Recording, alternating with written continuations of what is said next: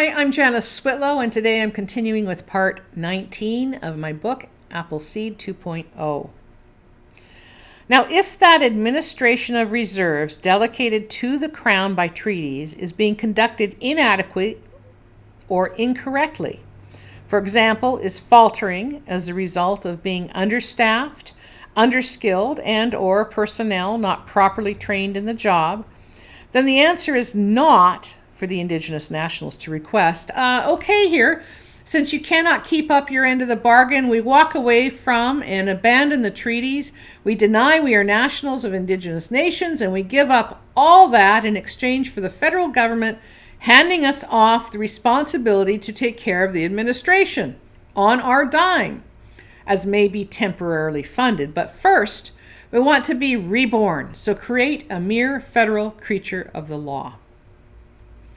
Robert Louis recognizes the issue as one of Crown failure. Quote, Mr. Louis, yes, Senator Sibiston, if they are the decision makers, they can get through the red tape that has impeded their development. We know the Indian Act has all kinds of constraints dealing with development. We know with the involvement of departments either at the regional level or at Ottawa headquarters, they do not have enough manpower to properly address the issues. So we need to cut through that red tape.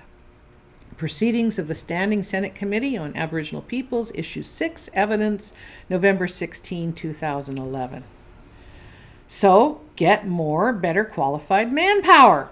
But instead of addressing that shortfall, the Crown failure is turned into one of Crown government opportunity, and the opt-in initiatives appear.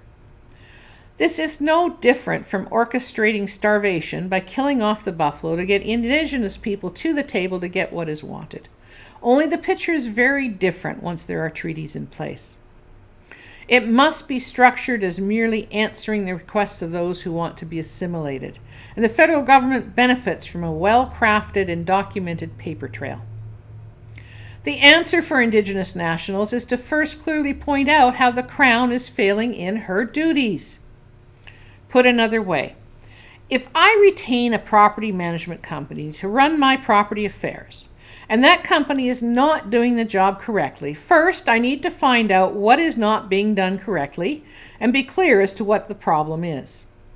Quote, you are taking so friggin' long to do anything, my deal walked. That is called lost economic opportunity, which form part of actionable damages. Then I say to that property management company that since this happened because you did not do your part, I am looking to you to cover what I would have made from that deal. I cannot, however, complain if my property management company / business advisor determines that the deal would have resulted in poor returns or losses for me and was not the best deal to be had. This example is limited because the business standard of care is far less than the fiduciary duty standard. There have been deals rejected as the result of the Crown exercise of fiduciary duty in the administration of reserves, determining that the deals were not in the best interest of or for the benefit of the band as a whole. That does not make the Crown the bad gal. That has protected the band as a whole, even if it upset certain people. The Crown does not approve kickbacks or deals structured to benefit individuals unless it involves the situation of a certificate of possession development. Besides, who turns away free legal and business advice? Recently, a number of Indigenous nationals have been bringing up what has been passed on that they would have given lawyers. Indeed, this is what happened. When, however, the lawyers are backed up reviewing files for a year or more, then the issue is inadequacy and whether what is provided is sufficient to satisfy the treaty administration obligations. If, as the result of diplomatic resolution, the Crown says her governments are no longer the best equipped to meet certain standards of reasonableness for the fiduciary, and the decision is to establish a new administration delivery mechanism, then that starts from the committed premise that the Crown remains responsible for covering all the costs. Of course, the Indigenous nations could agree otherwise, but why would they? Why would they give up such a huge consideration element from the treaties? It would not make sense.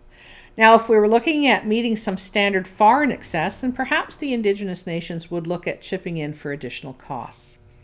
But this is very different from annual budget appropriations that the FNLMA regime is made subject to.